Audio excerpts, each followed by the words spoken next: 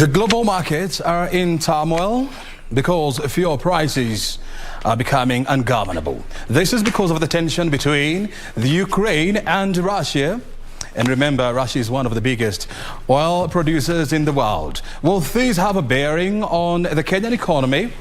Well, we are waiting and watching to see where exactly oil prices will go next from here. Good morning and thank you very much indeed for joining us. This is Biz Check. We are live from Broadcasting House, and remember, later on this program we shall be analyzing the trends in the property market. Oh yeah, it has not been easy for that segment of the market. We have always been talking about a bubble. Is this a bubble itself? Or maybe the conversation around the bubble is the bubble itself? Well, I told you we are live from Broadcasting House. @O'Brien Kimani is my Twitter handle. @KBC Channel 1 is also our Twitter handle. Our reporters are on the ground, scoring for the news. And of course, we shall be having live links here to see exactly and hear what political leaders are saying. Remember, it is now political season in top gear. And also on this show, we shall be discussing the extractive industry. Do you remember the Kenya oil project? It was a project to evacuate oil from Lamu, not Lamu, but the northern part of this Kenya, to Turkana that is, to the rest of the world. How did that project go? And we all remember the joy that we all had when Kenya exported its first crude oil at the port of Mombasa. We shall be revisiting that conversation right here. And of course, we are watching on Treasury. Today, they are releasing the quarterly economic report. What will be the report? Tell the nation. That information, we shall be having it right here.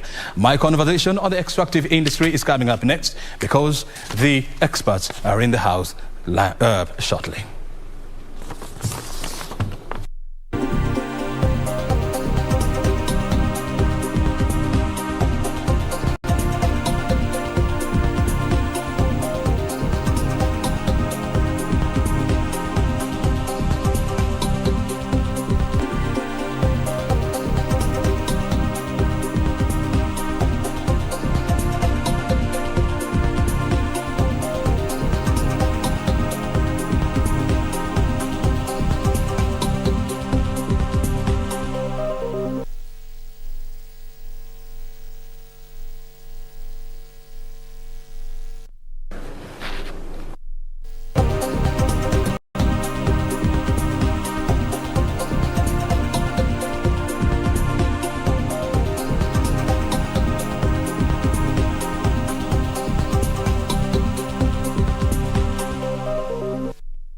I think you're okay.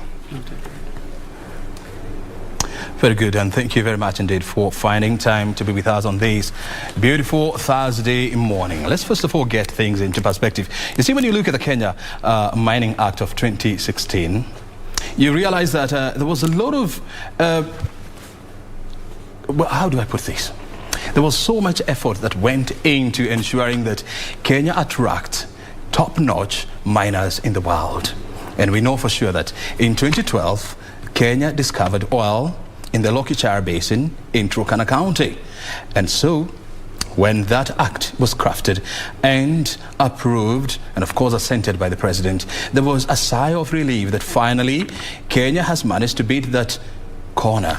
Because we were operating in an environment that was crafted back in the 1950s. But where are we in terms of tapping the resources that lies underground? That's a conversation that we are having this morning. And of course, we are joined by Engineer Laura Muniafu. She's a director at Strathmore Extractive Industry Center. Engineer, thank you very much indeed for finding time to be with us. Thank you. And next to Engineer is Muturi Kamau. He's a coordinator with Kenya Oil and Gas Working Group. Asante sana for finding time to be with us. First of all, I want to hear your thoughts on this. How would you identify, or how would you term the current mining industry in Kenya, Engineer? Well, There's two parts. There's the mining industry and there's the petroleum industry. I think the mining industry is... Sorry, I meant the extractive industry. Sorry. Well, I'll speak on the mining. The mining is very robust at the moment. Activity has continued, I think, since 2013 until to date. And they've also been able to lay down their legislation quite appropriately. The petroleum sector, we have seen reduced activity between the period of 2018 up until today, now. But we've set the fundamentals right to have the proper legislations that have been assented, as you rightly put it. We have the Petroleum Act, we have the Energy Act, we have the requisite legislation, accompanying legislations. So I think for that we've laid the ground quite well. We've also been able to develop the necessary technical skills aligned to the extractive sector, which can both participate in the mining and in the petroleum sector as well as the energy sector. So we do have we have kind of led the foundation quite okay, and if chances go as the way Uganda is going in terms of FID, then we might be able to see Kenya being able to quickly jump right in terms of proceeding with the development phase if FID is able to be made sometime soon. I'll be coming back to you because we haven't seen so significant inflows of FIDs into the extractive industry in Kenya. I'll be coming back to you to find out what exactly is not happening, but I also want to hear from you, Kamau. How would you term the current extractive industry in Kenya? Well, for me, I look at it as a journey. We have made significant strides, especially for the mining sector, as engineer has mentioned, setting in place the policy and regulatory frameworks to ensure that there's proper governance of the sector, and also ensuring that environmental and social safeguards for especially communities is well solidified in the Act. For instance, it's introduced the aspect of community development agreements that we see companies such as Base Titanium have actually entered into with quite a number of communities in Kwale. For the petroleum sector, since the announcement on the discovery of crude oil in the Strathmore Basin, a lot has happened over the last decade through, for instance, the Kenya Petroleum Technical Assistance Project that was funded by the World Bank, supported a lot in terms of setting the policy architecture, ensuring that plans and procedures are actually put in place, and ensuring that sector players, government as well as civil society, well understand the sector. Right now, as it is, we are just waiting to see if at all the joint venture partners, that is Tullow Oil, Africa Oil and Total Energies, are actually going to agree in terms of moving forward, because it's a process. Since for instance, Tullow began exploration in the Strathmore Basin, a lot has happened. It is not just a process that takes a year and these guys agree that we are going to put in money, because it costs a lot of money. For Uganda, it's costing about $10 billion US. For Kenya, they're estimating it to be about $1 trillion Kenya shillings. Yeah, so it's capital intensive. You cannot go in as a company, one company. You need to enter into agreements with other like-minded companies in order to ensure that you adequately cater for the risks, because if at all, for instance, we see a scenario such as what we saw with the COVID pandemic, where crude oil prices were reported at a negative, then you are in for a very rude surprise. But over the last few months, we've seen an increase in the global prices, and we're just waiting to see if they are encouraging enough for these companies to actually break even and make a profit. Look, I mean, you see globally, when you look at the average turnaround time for the development of oil industry, from the time of discovery to the time the oil is pumped downstream, is usually around 8 years, 7 to 8 years. But we discovered oil in the year 2012. Yes. We're now in 2022. That's about 10 years. But would you say that we have really covered significant milestones? We actually have, because, for instance, one of the things that happened that really set things into perspective was the early oil pilot scheme. That was a 2-year project, one to see how the performance of Kenyan crude would react to the global market, and which we did, because we were able to get revenues of about 13 million USD. Another important aspect of early oil was for extended well testing, to understand the reservoir, because you need to understand the reservoir that you're working with. So this was very crucial data that was needed to move things forward, because essentially for companies such as Talo and that are actually listed, that is information that is important, especially to shareholders, to see how the company performance is, so that they can see whether the share price is going to go up or down.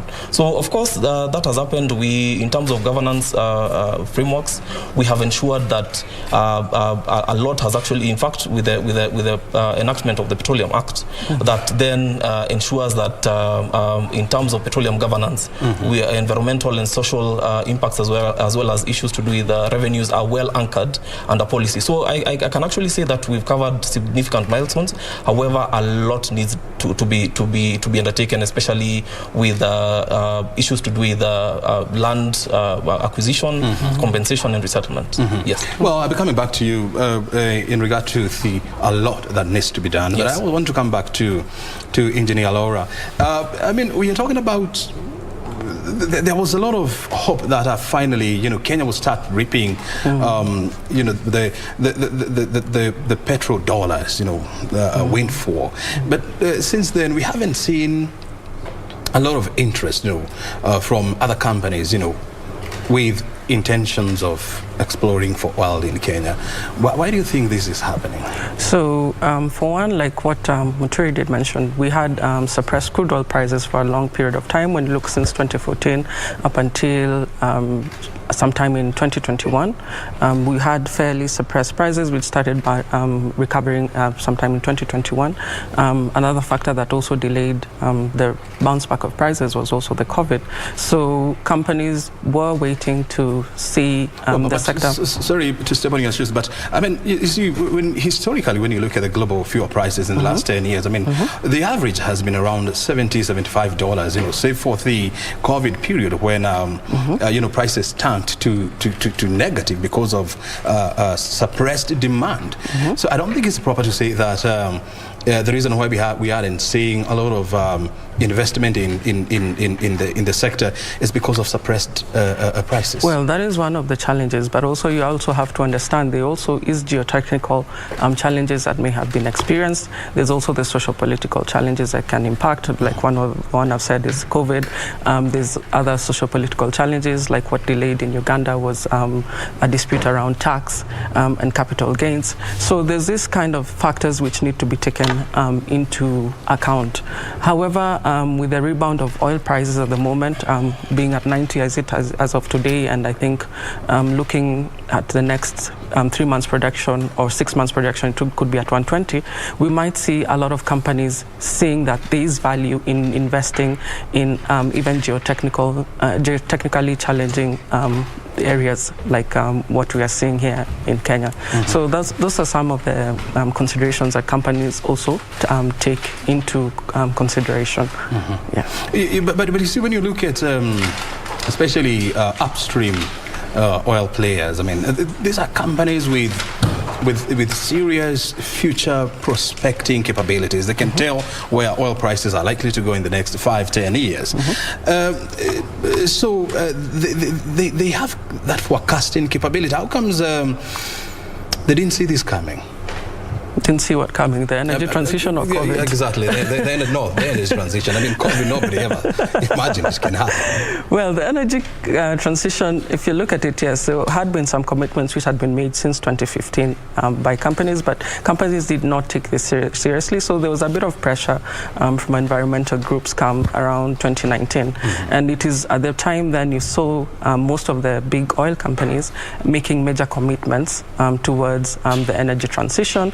and accelerating that through the period of the COVID period since 2020 and 2021, and actually going to the extent of rebranding to become integrated energy companies. So there's also that element of energy transition to be taken into consideration. Companies have been trying to also balance their budgets between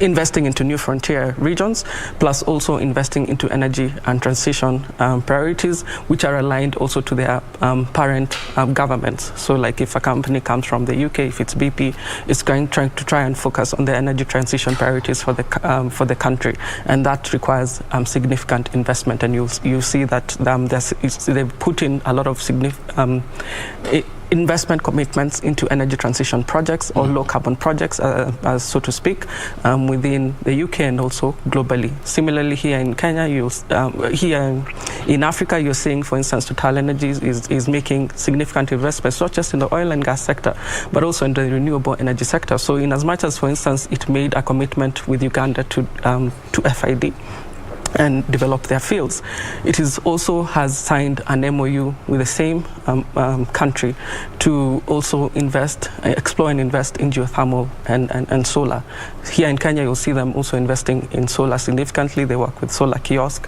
You'll see them with Rwanda trying to put up charging stations. So they're also trying to balance the two kind of budgets. Kamau, you're talking about that there's still a lot that needs to be done. It is proper to say that we have covered significant milestones in our extractive industry, but still we still have a long way to go. When you talk about a lot that needs to be done, what exactly are you saying? Okay, so first of all, the joint venture partners came out a few months back to make the big announcement that they were making changes to the field development plan for the South Lokicha Basin. I don't think a lot of people really understood what that means, because the total number of drilled wells in the South Lokicha Basin rough estimate is about 40 wells. The initial targeted oil fields to be developed were Twiga, Ngami, and Amosing. With the changes in the field development, that means the inclusion of the Ekaless oil field. And hence, moving from that, there needs to be changes to the environmental and social impact assessment studies that were done, changes to the front-end engineering design of the Lamu Lokicha crude oil pipeline, changes to the diameter of the pipeline. What does that mean? So taking all that into consideration, you are in a situation where even the field development plan that now needs to be ratified by Parliament as anchored in the Petroleum Act, then in terms of even the policymakers, they need to look at a document with technical teams that really understand what essentially these joint venture partners need to do.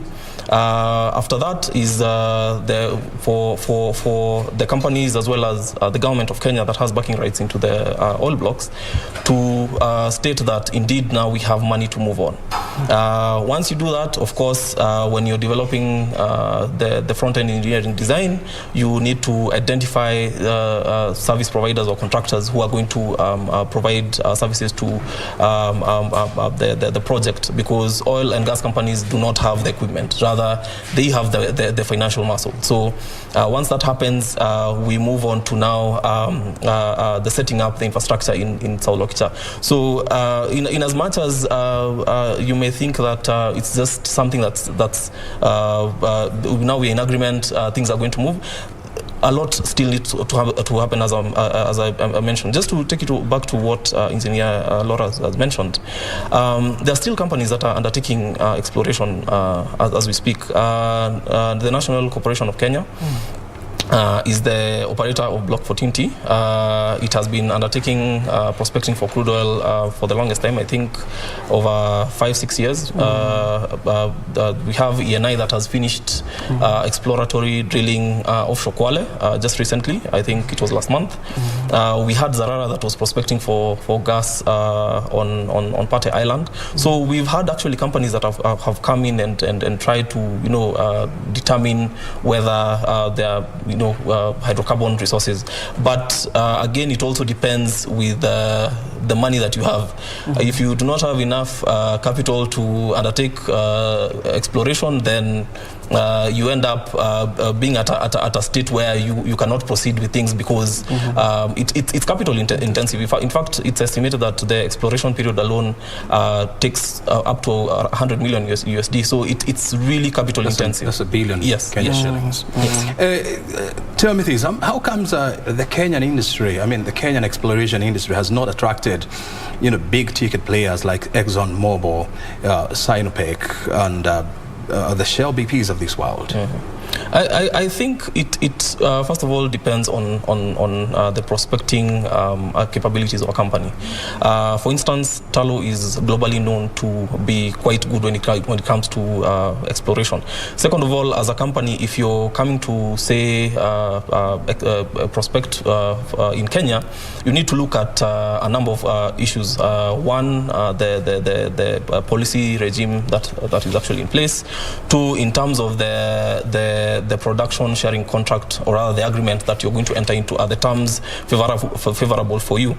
Three, even the leadership, because no company will want to come and invest in a country that is experiencing civil problems. So there are a number of very key issues that are normally considered, and also even the quality of the crude. Some of these big ticket players like exploring in parts of the world where you get the sweet crude as compared to crude which is waxy. So it's very dependent on quite a number of factors. So apart from the fact that our oil it's waxy in nature, which requires now that you have to heat it, in order for it to pipe it. Do you think the other three issues that we have mentioned, proper political leadership, regulatory environment, do you think they are favoring us? At the moment, I do believe with the Petroleum Act 2019, it does cover some of those bases, because the Petroleum Exploration and Development Act of 1986 really had a lot of gaps, and the fact that we actually made a discovery of commercial quantities of crude oil essentially meant that as a country we needed to ensure that the production element was actually well kept, the policy architecture, as well as emerging aspects such as local content. Before that, local content was a provision that was provided for, whereby a company would develop the plan and share it with the government for approval. But right now, as it is, the Act provides a provision of local content as a regulation, as a standalone regulation, as well as we have the local content bill that was being sponsored by Senator Gideon Moi. So these are some of the issues that needed reforms. Even the environmental and social space. Right now we are having reforms with the EMCA, the Environmental Management and Coordination Act. So it's just to cover this basis so that we do not have gaps where these companies can actually come and take advantage, for lack of a better term. Yes.